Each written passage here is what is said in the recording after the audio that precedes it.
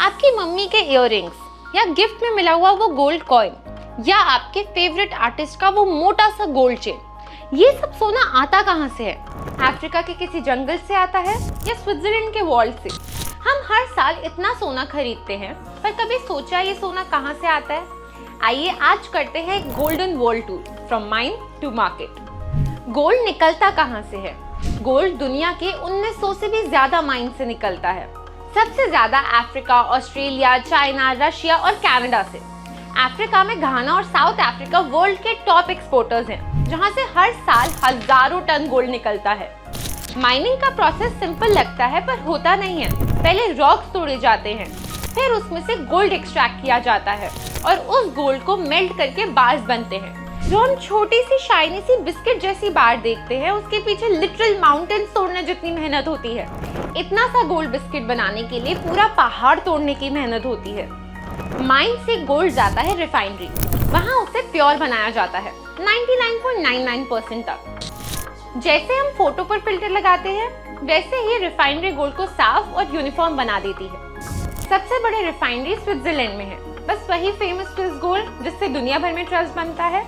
फिर वहाँ से गोल्ड जाता है वर्ल्ड्स और बैंक्स तक। लंदन, ज्यूरिख, दुबई, मुंबई, ये सब गोल्ड के ग्लोबल पिट स्टॉप्स हैं। अब आता है हमारा इंडिया कनेक्शन। हम मोस्टली गोल्ड इंपोर्ट करते हैं। हर साल लाखों करोड़ों का गोल्ड शिप्स और प्लेन्स में इंडिया आता है। फिर कस्टम्स ऑफिस में गवर्नमेंट इंपोर्ट ड्यूटी लगाती है और फिर ये गोल्ड पहुंचता है इंडस्ट्रीज, फैक्ट्रीज और हमारे ज्वेलर्स तक।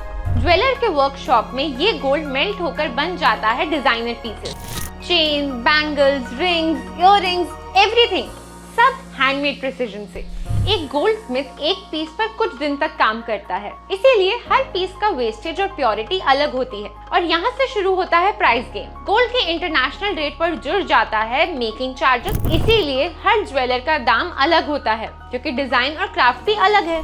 शॉप तक का लास्ट स्टेप, ज्वेलर्स अपना गोल्ड होलसेलर्स से लेते हैं, होलसेलर्स डायरेक्टली इंपोर्टर्स से और इंपोर्टर्स गोल्ड लेते हैं रिफाइनरी। पूरा चेन एक मेज सिस्टम जैसा है।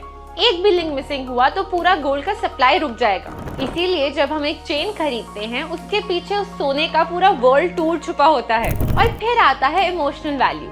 अब ये गोल्ड आपके हाथ में आता है और गोल्ड बैंक से ज्यादा मेमोरी बैंक बन जाता है।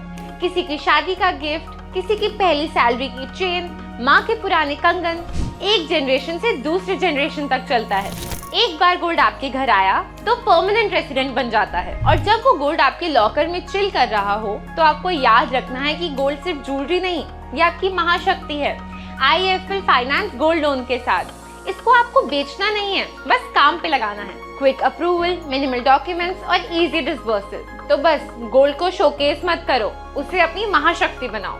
तो अगली बार जब भी आप अपनी गोल्ड चेन पहनो, तो याद रखना कि ये गोल्ड चेन कितनी लंबी जर्नी करके आई है और यही चेन आपको भी जिंदगी में बहुत आगे लेकर जा सकती है।